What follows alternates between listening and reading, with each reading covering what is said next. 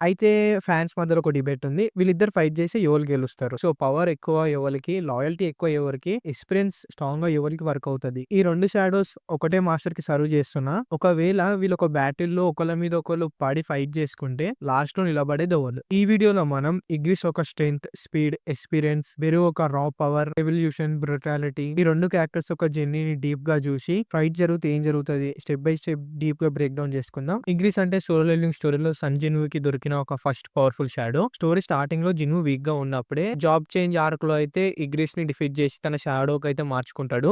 Igris చాలా రోజుల వరకు జిన్‌వూ షాడో ఆర్మీలో ఒక స్ట్రాంగెస్ట్ వారియర్ లాగానే ఉన్నాడు. కానీ జేజు ఐలాండ్ ఆర్క్‌లో యాంట్ కింగ్‌ని ఫేస్ చేశాక సిట్యుయేషన్ మొత్తం మారింది. ఆ బ్లాక్ కలర్ ఉన్న చీమ్ ఒక పవర్ చూసినాక జిన్‌వూకి అసలైన థ్రెడ్ అంటే ఏంటో ఫ్యాన్స్‌కి క్లియర్‌గా అర్థమైంది. అలా ఫైనల్‌గా అయితే యాంట్ కింగ్‌ని డిఫీట్ చేసిండు. ఆ పవర్‌ఫుల్ మాన్స్టర్‌ని షాడో‌గా అయితే మార్చిండు. అది ఇగో ఇక్కడ కింద కనిపిస్తుంది కదా! ఓపెన్ చేసి చూడండి.